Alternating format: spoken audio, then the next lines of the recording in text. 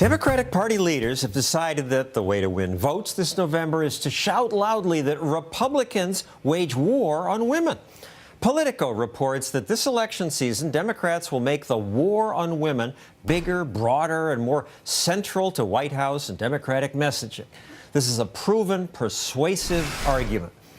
Others in the liberal media are on board. Here's Stephen Colbert playing the role of an anti-woman conservative. Ava Braun, Fergie, that serial killer Charlize Theron played in Monster, Mrs. Butterworth, all women, all equally special. The Democrats are proud that they have ended sex discrimination in health insurance. No woman can ever be charged more just because she's a woman. That sounds fair, and I would think it would sound good to my two guests, since you're both women. And in fact, this is an all-woman show, except for me. Ending insurance price discrimination does sound good to former president of the Women's Media Center, Jammu Green. But conservative Heather Higgins says this war on women is full of lies. What do you mean, lies? There is no war on women, well, except maybe if you want to call Obamacare a war on women. They're losing their doctors. They're losing their access. Their choices are being constrained. Reproductive rights. How do the Republicans attack women?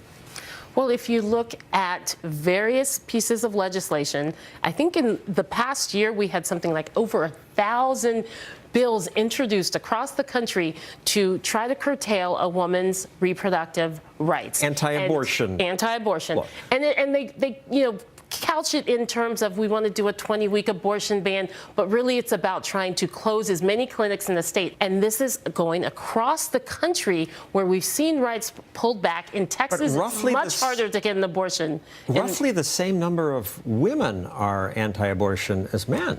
Why should we allow the government into the conversation, into the decision we make with our doctor?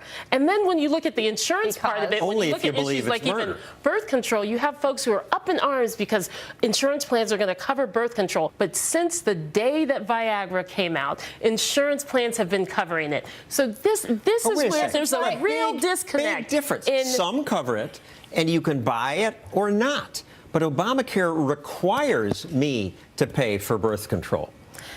Birth control in and of itself is health care. No. It's $12 a month at Walmart. A woman, government has to pay for and this? the men in their lives. Jammu, I assume you're happy that it's no longer legal for a health insurance company to discriminate against you women by charging you more than they charge men. And President Obama likes to point that out. You can't be charged more if you're a woman. Those days are over. Yes, of course I'm extremely happy. And as I said before, as are the men in the women's lives. Now, I come from a family, and I think many people do, who my mom put our health care before hers. She put my dad's health care before hers. I think there are many women. We're not going to the doctor more, and we should not be charged. But that's the point. What do you mean? Wait, hold on here. The CDC says even excluding pregnancy visits, women were 33% more likely to visit a doctor. Do you want to live in a country where you charge women more than men? Is that the type of country you want to live into? When it comes to insurance. We have differential insurance rates. That's not the country I think that most families, and especially, again, the men who support the women in their lives, want to see. So you and I should pay the same car insurance rates and life insurance rates? Well, I don't know if you're as good of a driver as I am, John. No, there's I charge much more because men, on average, have more accidents. And you get to live 7 years longer, so you pay less for life insurance. The gap is coming down, which is concerning. But prices exist as a mechanism of reflecting a certain reality. How much supply, how much demand, how much need, how much expense. It's just as when you go to work for somebody, what you get paid is a function of whether you add more value than it costs them to hire you. Similarly with insurance, is what you're going to cost the insurance company more or less, statistically speaking, and there's reams of data on this. And it's not just. I guess what we're saying is that when a woman gets pregnant and needs to go to the doctor, she did that all by herself. No, we're saying that a woman tends to use a doctor more, but we also know that a woman is paying less for her car insurance and she's paying less for her life insurance, and she pays less for other things.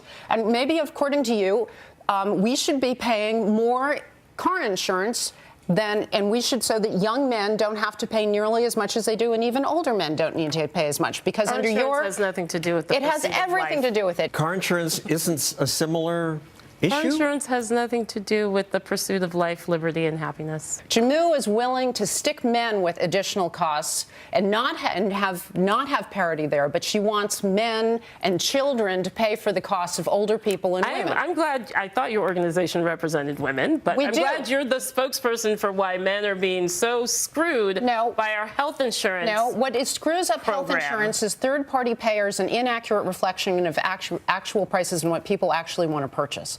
It is being required to pay for things that you don't want, and it is being covered in a way that gives you no responsibility for your own choices. It is in the best interest of our society that women are healthy, that we have access to affordable health care. I agree. It is in the best interest. The car insurance and life insurance, not just the women, but again, the men in these women's lives. We don't disagree on any of that. This is one of the most well-supported parts of the Affordable Care Act. That's because people who don't understand insurance are supporting it. Let me just close. When the Titanic went down, there was that moment where they said, women and children first. Is that sexist?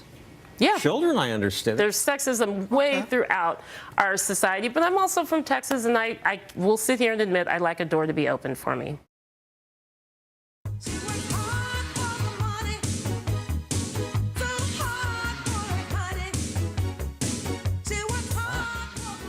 She works hard for her money, so you better treat her right. Seems fair. In this year's State of the Union, President Obama said it was terrible that for every dollar a man makes, women make only 77 cents. Give every woman the opportunity she deserves, because I believe when women succeed, America succeeds. Applause from both parties. There's John Boehner applauding, though he doesn't stand up like Joe Biden. Everyone seems to agree it's a crime that women earn less than men, and government must do something. Amy Holmes is a student of economics. You must agree that government needs to fix this wage gap. Indeed, John, I don't. And as a matter of fact, that 70 cents number is in itself misleading. If you look at the number and you actually control so that you can get an apples to apples comparison, Harvard economists Claudia Golden and Lawrence Katz have found that wage gap shrinks tremendously.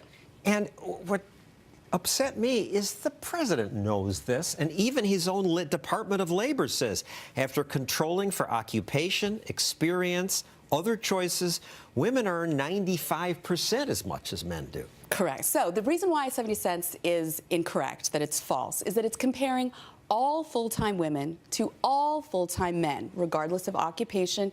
And even the term full-time is misleading, that only refers to a 35-hour work week.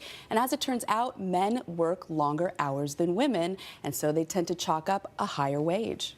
And my understanding is that we men tend to work not just longer hours, be more willing to move for a job, be willing to go to unsafe places.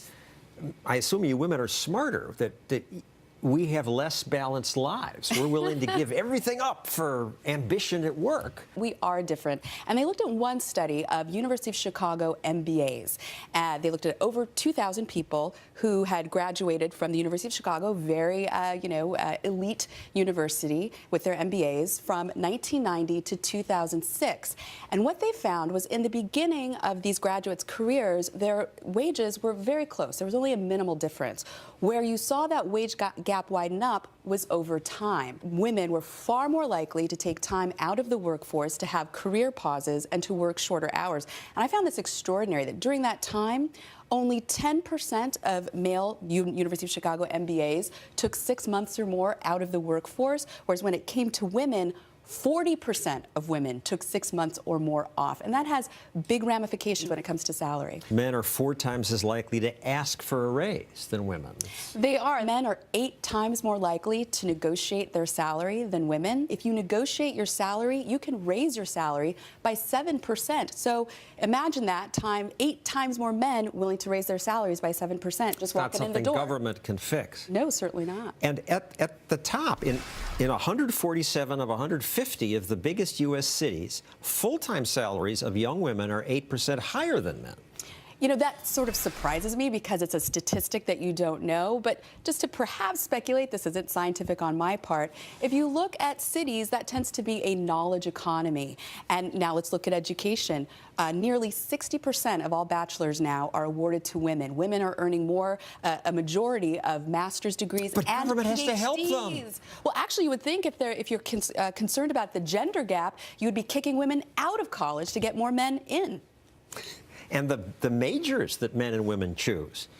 The high-pay college majors are petroleum engineering, mathematics, computer science, aerospace, mechanical engineering, mining, mineral engineering. These are 90% male, 87% male, 67% male. Right. The low-pay majors, early childhood education, overwhelmingly female, human services, social work, communications disorders. These are the people who helped me address my stuttering. I'm thankful for them. Mm-hmm. But they pay less, so it shouldn't be a surprise that there's a difference. Now, you know, a lot of feminists would look at that list of majors and say, well, the reason for that is that men are encouraged as boys to be mathematicians and engineers and play with trucks and Legos, where girls are given dolls, right. Dollies Sexism. and Barbies, and it's sexism in how we raise our children. But when you get to college, I've been, you've been, you get to pick your own major. I chose economics. Maybe I would have liked a little art history, too. We went to the same college. You went Indeed 25 years later. When I went, you wouldn't have been allowed in because no women allowed. And aren't you glad that's changed? It must have been very lonely for you. It was lonely. I didn't like it. But the culture has changed. We don't need government to do these things. No, we don't, and we didn't need government to, to enlist young women to go to college. They made that choice themselves, and as I've mentioned, and they're now outnumbering men in college.